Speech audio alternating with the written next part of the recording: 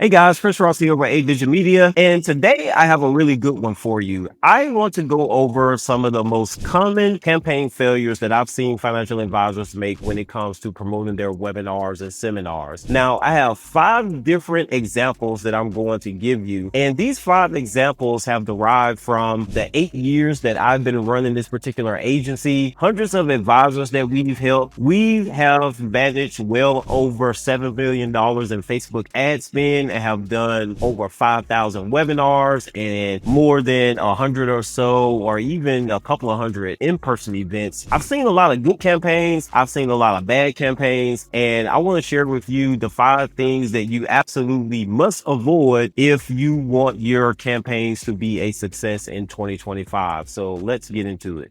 One of the most common things that I see is simply wrong campaign setup, especially when it comes to Facebook and Instagram. If you're someone that's a DIY person, which in most cases, this is how these stories tend to come about. Most people hop on Facebook, they get into Ads Manager, and Facebook presents them with all these different options in order to set up a campaign. And most people who aren't in marketing, conventional logic for them is going to be like, hey, if I need somebody to sign up for something and I'm sending them to a website or a landing page, the thing that I want is I want to get people to click on my link. And in theory, that sounds like that's right, but that's actually a bad idea. So a lot of campaigns that I see whenever we take on clients and they were like, hey, I tried doing this myself, I didn't get anything to work. When I go in and take a look at the campaigns are just completely set up wrong. And the most common option that people pick is going to be link clicks. Well, if people click on the link, then they're automatically going to sign up. And that's not the case. What's really kind of interesting and also kind of, I guess, maybe reassuring as well about Facebook is the different objectives that they have in there for you to pick for campaign setups. They really do what they say they should do. Meaning, if you choose an objective for link clicks, Facebook is going to give you people who are simply only going to click on links. They're not going to do anything else, which is crazy that there's people out there that simply just click on links to different ads and they don't take any kind of action. If I had to put a percentage on it, I don't want to exaggerate anything, but if I looked at 10 campaigns that advisors tried to DIY themselves, I would say at least 7 out of 10 would have picked link clicks over some other campaign objective. And that's purely the reason why, at least one of the biggest factors as why the campaigns have failed.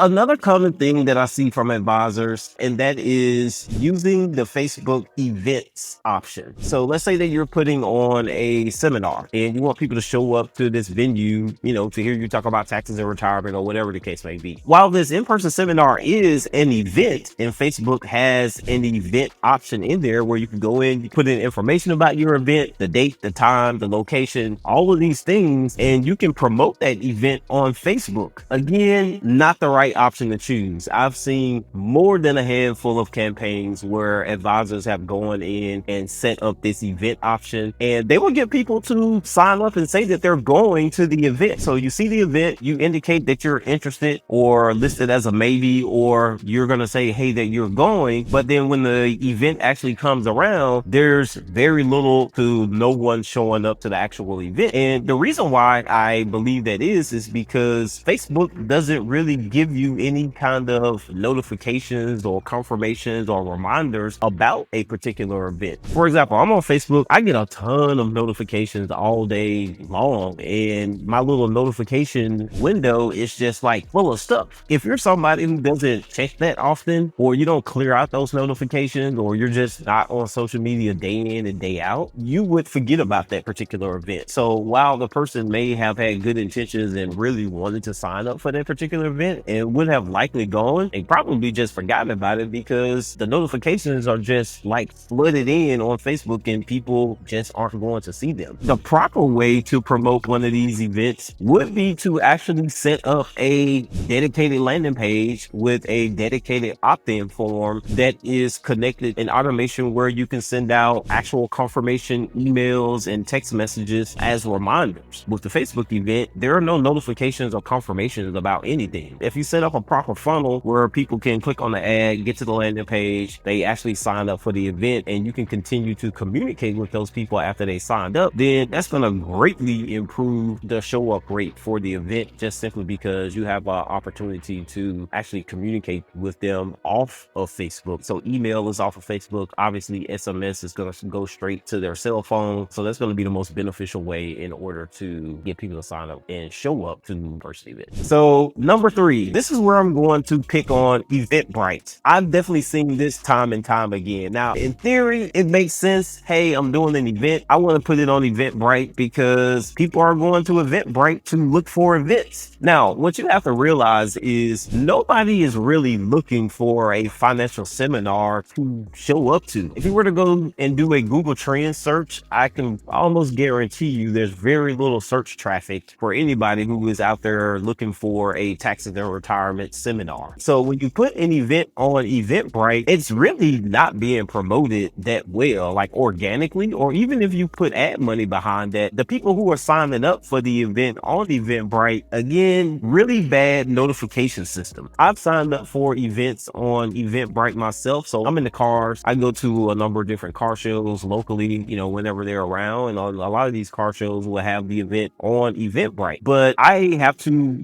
set additional reminders for myself for that particular event just to even be reminded about it. The reminders that I get from Eventbrite are all on email. They go to my spam folder because I have my email set to only allow emails from people who are actually contacts. So I don't add Eventbrite as a contact in my email client. And the other thing is, with a car show, I actually really do want to go. It's a fun thing. Now, that's not to say that your taxes and retirement seminar isn't going to be fun, but it's not nearly as fun as going to do something recreational. A lot of times I see these events where I talk to an advisor, ask them hey, well, what did you do to promote this? And they're like, yeah, I put it on Eventbrite and spent a little bit of money on promotion. I got some people to click again to say yes, that they're going to attend, but they don't get many people to show up. The whole solution to Eventbrite, again, is going to be having a proper funnel, having a optimized Facebook campaign. So don't choose link clicks. You want to choose leads. You want to send people to a dedicated landing page with a dedicated opt-in form that's going to be connected to an automation that's going to send out reminders via email and text messages. Text messages are really the big thing because people are going to check their text messages on their phone a lot more than what they're going to check with their email. You're going to have a much better chance of being able to remind people and confirm people for the event if you are able to send out those text messages. So that's going to be the remedy to your failed Eventbrite campaigns. Number 4 on this list, this is going to be somewhat of a old school tactic and a new school tactic trying to come together to achieve some good results. And that's going to be using mailers in order to get people to sign up for a webinar. Those things work pretty good still to this day. They don't work nearly as great as digital marketing does, but obviously a ton of advisors still use mailers. I was just talking to an advisor today, old school, who wanted to basically look into doing webinars, and he was someone who was still sending out mailers, spending $5,000 and $6,000 in order to do one particular event. Now, the first time I heard they did this, I immediately scrunched up my face and was like, why would you choose to do that? And here's the reason why I think this whole approach just simply doesn't work. One, you're using a offline marketing channel in order to get people to show up online. You're sending mail out to people and you are inviting them to, hey, go online and sign up for my actual webinar and then show up online for this particular webinar. And to me, those two things just really don't mix.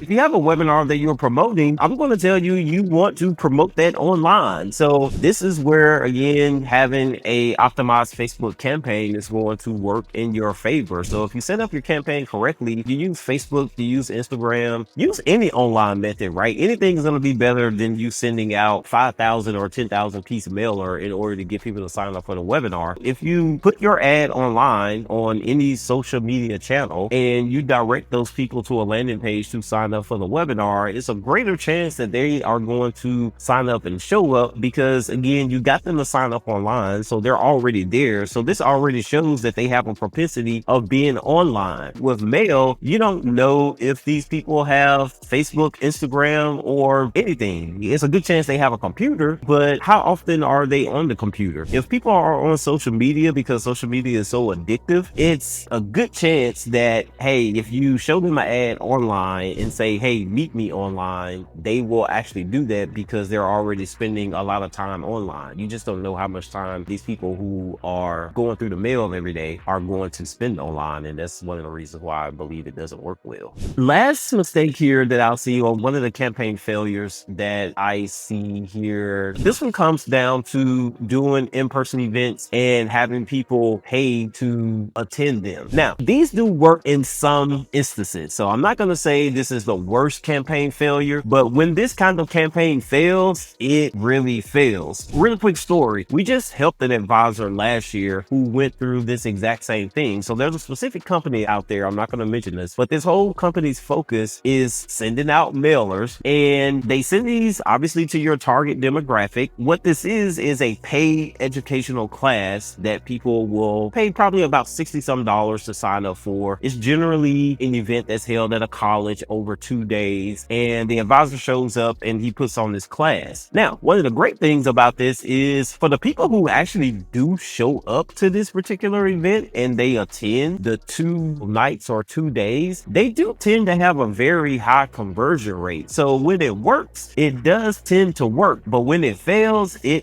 badly. Those campaigns, they actually fail miserably. And this particular advisor is someone who actually shelled out $14,000 to have mail sent out to these people to sign up for a paid retirement planning class and got 0 people to sign up. That's a lot of money to spend on a failed marketing campaign. What we ended up doing for this particular advisor was we ended up putting on a free educational seminar for him. Meaning, when I say we put it on, we crafted the campaign. He found a venue that was in his local area. We created a campaign to target his ideal client, and we were able to get about 60 some people registered to this particular seminar. I believe he had close to about 40 people show up, if I'm not mistaken. And I know he booked about 16 consultations from that particular event that we did. And all we did was, one, make the event free. We used social media in order to advertise it, and he was able to get 16 book consultations on his calendar at the end of that campaign. And he spent less than $2,000 on Facebook ads in order to do that. So that's a big substantial drop in advertising dollars, to go from spending $12,000 on a failed Facebook campaign to only spending $2,000 in Facebook ad dollars in order to get 16 appointments booked. Night and day difference when these campaigns fail for the paid retirement planning class. When they fail, they do fail bad. When they work, awesome, but I really wouldn't take that gamble if it were me. So now that I'm going over the 5 most common campaign failures for financial advisors, I want to hear from you. Have you had a campaign that failed? What happened with it? Did you use mail? Were you someone who chose link clicks? Did you put your event on Eventbrite? I want to know from you what some of your campaign failures are. Don't be embarrassed. We've all done it. Even me as a marketer getting started out, I failed a lot as well. So it's nothing to be embarrassed about. Failure is one of the stepping stones to success, is how I look at it. So if you have a failed campaign, leave a comment below. I'll be happy to read it, and maybe I can do a video on what you should do to correct that. So that's all I have for today. I'll see you in the next one.